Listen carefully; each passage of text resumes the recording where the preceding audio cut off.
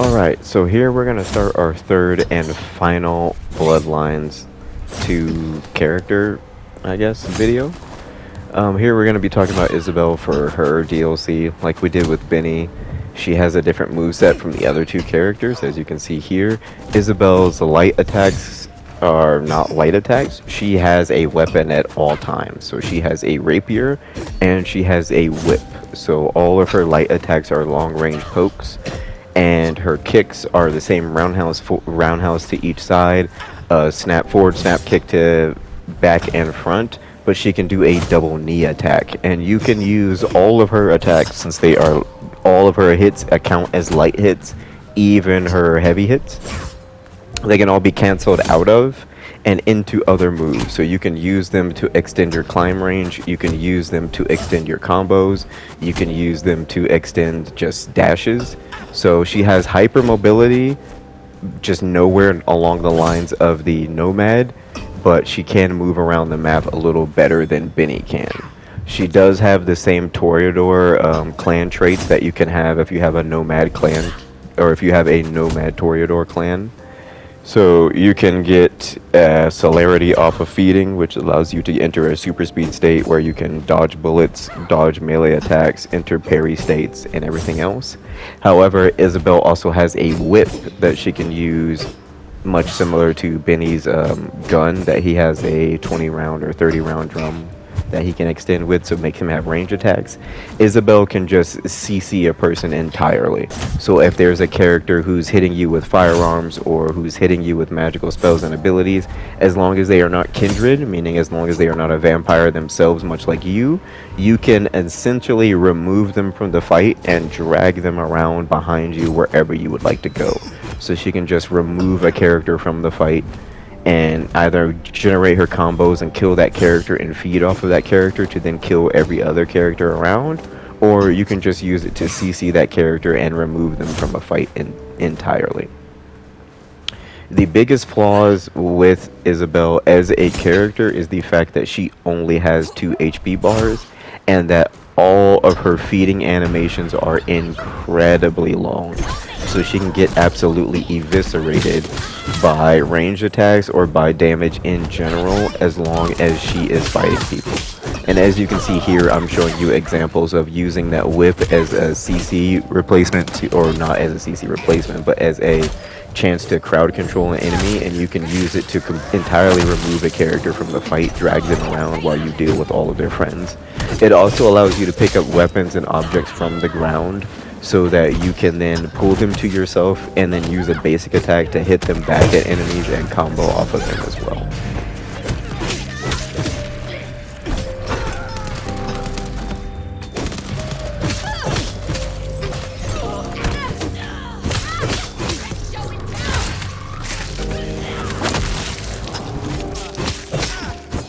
All the videos that I have shown you for this game are strictly from hand-to-hand builds. I'm trying to not use powers or vampiric powers in any way, shape, or form. I'm trying to here I'm showing you how you can use the whip to pick up objects and then hit those objects back at people, and how the whip itself has no cooldown, so you can just spam it indefinitely and leave it on a target so that you can entirely leave them wrapped up and removed from the fight for as long as you want. But to get back on topic here, I strictly play this game as a hand-to-hand game. I only use the vampiric powers on other kindred to get them out of the fight as quickly as possible, because it is not efficient to use hand-to-hand combos to get rid of other kindred. It's really only good for anarch ghouls and other enemy types like that. But as Isabel, she's probably the best hand-to-hand character, just because she's a Toreador by innate. So she can use celerity and all those things off of feeding to gain the boost to dodge bullets, to gain the boost at attack speed, and since she has the rapier, she can poke people out from a lot longer range than anybody else can. The problem with Isabel is all of her animations for feeding and regaining health are incredibly long, so she's locked in those animations for a long period of time, which means she's just entirely unsafe feeding and regaining health. much similar to the problem that Benny would have in his DLC, except for Benny's feeding mechanics are a lot faster than hers are. Isabel's are entirely too long, especially on other Kindred characters. Her feeding animation takes so long that you can lose the entire HP bars that you got back from feeding off of the character if you try to do it on a Kindred person. And there's no way to make feeding safe like you would on the Nomad.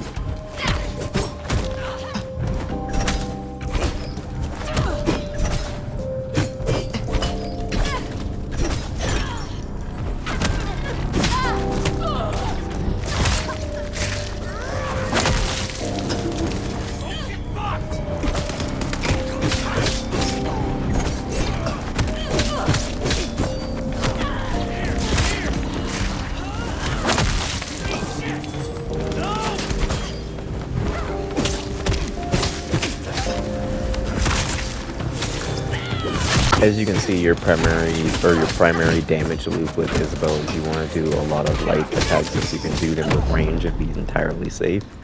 You want to do a lot of light attacks, which will lead you into all of her lights are pushes, so it will lead you into knockback stakes where you can continuously hit an enemy and poke them out before you can get them to a feed state to kill them off entirely.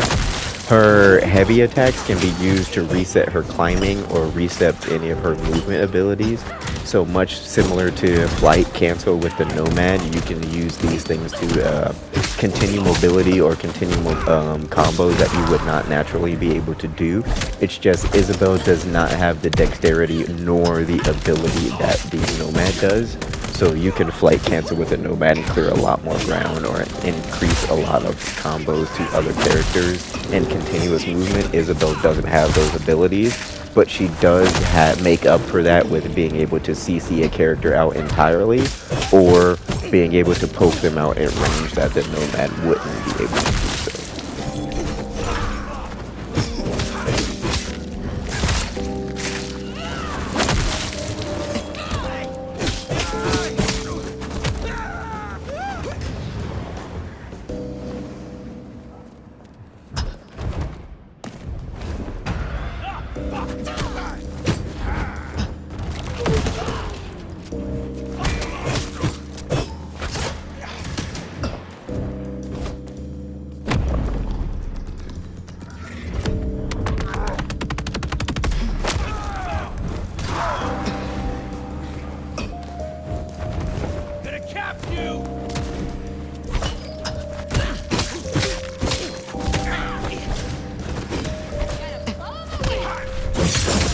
And as you can see here, the whip doesn't work to CC Kindred.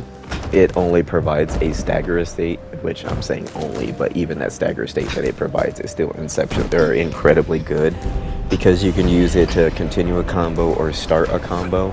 So Isabel always has an option to do or aggress on anyone she wants to. She can either CC you out completely or use it to make a status effect on you, essentially make you stumble so she can get in free hits. And as long as she can start her combo, she can guaranteed finish it every single time and use it to kill your feed off of you. It's just, she's not safe during feeding, she's not safe during movement, and she only gets a celerity through feeding, and not through an activated power. Like as you can see here on my circle, I do have heightened senses where I can use that to move through bullets and move through bullet time, but it is a 5 power ability which requires double feeding, which would put Isabel at full HP. It's just she's not going to be safe here, as you can see here during this feeding animation and taking damage. Luckily, these Anarchs do not have ranged weapons, or she would have taken a lot more damage through that. It's just she does not have the safety that the Nomad would from passive abilities from the other clans, and she does not have the innate range that Benny would. She just makes up from it. She makes up for both of those misses by having incredible amount of movement off of feeding and an incredible amount of CC through her natural vampiric abilities and her whip, making her probably the best hand-to-hand character just because of her range and her CC capabilities, but she is the weakest character because of her HP pool and just her inability to be safe during feeding animations.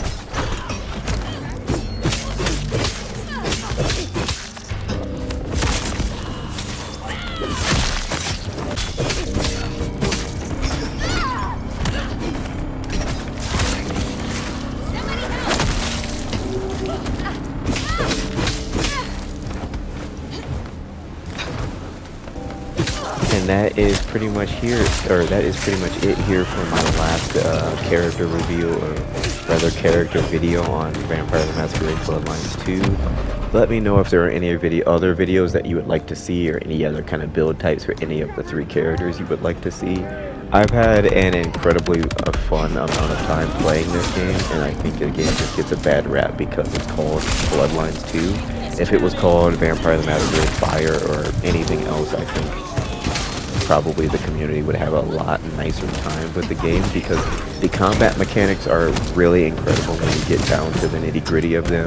The story is quite nice in my opinion for what the story is. I think just this being called a Bloodlines game is the issue here, and that's why the community is taking a big problem with it. But the 3 playable characters you have, well, 4, Fire being the main protagonist, his name, but the Malkavian detective being the second, and then Benny being the first DLC, and Isabel here being our last DLC.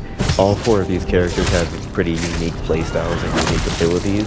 I would have liked the Malkavian abilities from Fabian, now that I remember his name, being a little more fleshed out. And if I'm being honest, I would prefer Fabian to have been a DLC character and just let us play Benny and Isabel in the base game, and just make Fabian the DLC character and just flesh him out a little bit more. I think that would have been cool. But overall, it has been a great game. These videos have been incredibly fun to make, and the mechanics of making hand-to-hand builds and making them work in a game where people have vampiric powers, firearms, and everything else has been incredibly fun and a good challenge to figure out. I appreciate you all for your time. I appreciate you checking out these videos, and I thank you again. Have a great day, and I'll see you on the next one.